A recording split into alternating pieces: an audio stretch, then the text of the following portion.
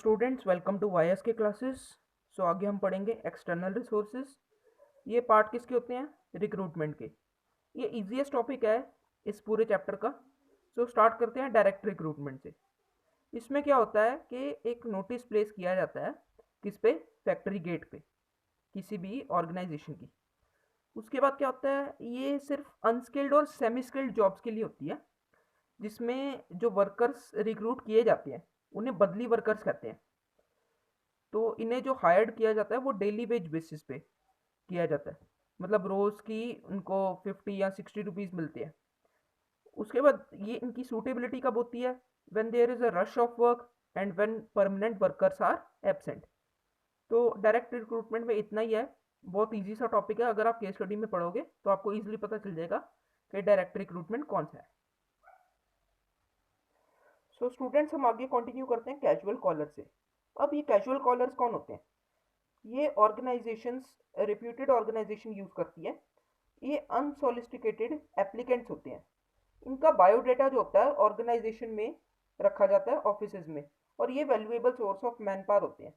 मान लो कि call centre में 10 लोगों की ज़रूरत है काम करने के लिए, तो ये एप्लीकेंट्स को यूज़ किया जाता है तब लोगों को बुलाने के लिए, ताकि ऑर्गेनाइजेशन में लोगों की कमी ना पड़े।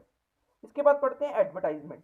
एडवर्टाइजमेंट में क्या होता है कि इसमें वाइडर चॉइस जो होता है ऑर्गेनाइजेशन को प्रोवाइड की जाती है। इसमें क्या होता है कि more information about the organization is given in the on the advertisement. Advertisement के सोर्सेज कौन कौन से होते हैं? Newspaper, journal, magazines, etcetera. इसका एक डीमेरिट ये होता है कि इसमें bring flood of response even from quite unsuitable candidates. इसके बाद आता है एम्प्लॉयमेंट एक्सचेंज। ये सिर्फ मैं बोल बोल के पढ़ा रहा हूँ, इनके बारे में इतना नहीं समझाऊंगा क्योंकि बहुत ईजी सा टॉपिक है। इसके बाद है employment exchange run by the government, good source of recruitment for unskilled and skilled operative jobs. Employment exchanges के बारे में आपने किसी फिल्म्स में भी सुना होगा, पुरानी फिल्म्स में बहुत बताते थे। और इसमें लिखा हुआ क्या? Help to match the personal demand and supply. For example, किसी स्टेनोग्राफर को अपॉइंट करना हो, इलेक्ट्रिशियंस को अपॉइंट करना हो, उसके लिए किसका यूज किया जाता है? एम्प्लॉयमेंट एक्सचेंजेस का। उसके बाद आता है placement agencies and management consultants. अब प्लेसमेंट एजेंसीज और मैनेजमेंट कंसल्टेंट्स होते तो एक ही काम है इनका, पर दोनों में थोड़ा सा डिफरेंस होता है। अब यहाँ पे क्या है, टॉप, मिडल और लोअर लेवल, जब भी इनको रिक्रूट करना होता है इन टाइप के पर्सन को, तब प्लेसमेंट एजेंसीज का यूज किया जाता है। और जब टॉप या मिडिल लेवल को हमने रिक्रूट करना हो, तब मैनेजमेंट कंसल्टेंट्स का यूज किया जाता है। मैंने लिखा हुआ है यहाँ पे not for the lower level of the management, only difference. अब केस स्टडी के डिटेक्शन पॉइंट्स किस क्या होंगे इनके? Matching the personal demand and supply. ये पर्सोनल डिमांड और सप्लाई को मैच करते हैं। इसमें क्या होता है कि जो प्राइवेट फर्म्स होती है ना, वो कुछ फीस चार्ज करती है ऑर्गेनाइजेशन से कि हम जितने भी पर्सन हैं उनको रिक्रूट करेंगे। एक इकोनॉमिकल वे है रिक्रूटमेंट का, और इससे जो होता है बड़ी बड़ी ऑर्गेनाइजेशंस को फ़ायदा होता है। इसमें क्या होता है कि ऑर्गेनाइजेशन जो होती है, ये प्लेसमेंट एजेंसीज और मैनेजमेंट कंसल्टेंट्स, ये सुटेबल नेम्स देती है अपने क्लाइंट्स को। अब क्लाइंट्स कौन से इनके? बिग कंपनीज को। उसके बाद क्या है? Campus recruitment. कैंपस रिक्रूटमेंट आपने सुना भी होगा कि यूनिवर्सिटी में से जो होता है, जॉब के लिए हम सीधा अप्लाई कर सकते हैं, तो वहाँ पे बड़ी बड़ी कंपनीज आती हैं। आपने 3 इडियट्स देखी होगी, उसमें भी बहुत यही बताया था।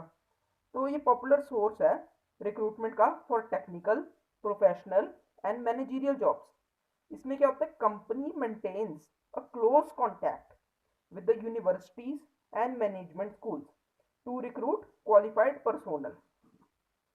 अब है रिकमेंडेशन ऑफ एम्प्लॉयज़। इसमें क्या होता है कि रिकमेंडेशन ऑफ एम्प्लॉयज़ में कि जैसे सिफारिश की जाती है कि एम्प्लॉयज़ जो होते हैं अपने रिलेटिव्स या अपने फ्रेंड्स का नाम सजेस्ट करते हैं अपने सुपीरियर को, ताकि वो उसको भी जॉब मिल जाए ऑर्गेनाइजेशन में।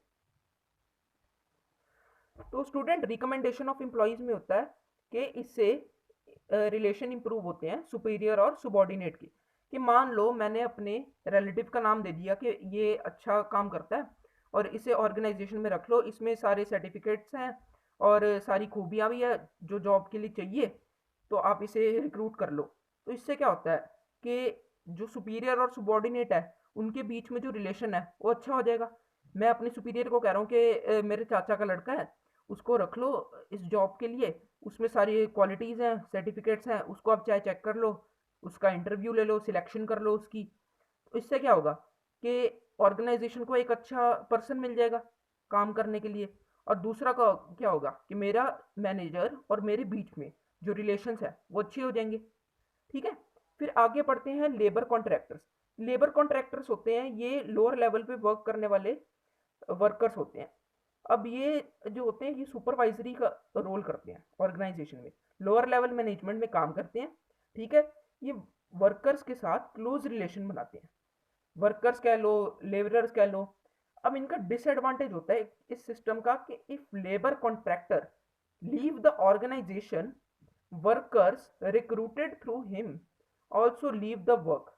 अब ये लेबर कॉन्ट्रैक्टर एक दलाल की तरह काम करता है। ये इसका काम क्या होता है कि 100 पर्सन को मैंने अपने अंडर रख रखा है।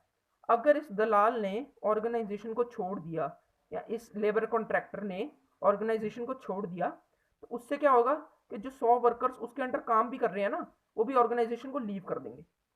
उसके बाद क्या होता है एडवर्टाइजिंग ऑन टेलीविजन। टेलीविजन में आपने सुना होगा कि बहुत सारे बिजनेस जो होते हैं अपनी जॉब्स की एडवर्टाइजमेंट टेलीविजन में देते हैं। तो उससे क्या होता है एक वाइडर रिस्पॉन्स आता है, वाइडर रेंज होती है, और नॉन इकोनॉमिकल होता है, सस्ता पड़ता है। और इसमें क्या होता है डिटेल्ड रिक्वायरमेंट दे दी जाती है जॉब की टेलीविजन पे। ठीक है। उसके बाद है वेब पब्लिशिंग, लास्ट है ये वेब पब्लिशिंग। इसमें क्या है कि ये गुड सोर्स होता है, ये इंटरनेट से किया जाता है। इसमें क्या होता है कि बड़ी बड़ी कंपनीज जो होती है ना, वो रिक्रूटमेंट करने के लिए वहाँ पे जॉब्स के बारे में लिख देती हैं कि ये जॉब की रिक्वायरमेंट है और आपको अप्लाई करना हो तो हमारी ऑर्गेनाइजेशन में इस डेट को आ जाए। ठीक है। तो ये भी एक अच्छा सोर्स है। फॉर एग्जांपल jobstreet.com या naukri.com, ये लीडिंग वेब पब्लिशिंग साइट्स हैं जहाँ पे कंपनीज और एम्प्लॉयज़ जिनको जॉब्स चाहिए वो दोनों विजिट करती हैं ताकि एक दूसरे की रिक्वायरमेंट फुलफिल कर सकें। Thanks for watching, please like share and subscribe.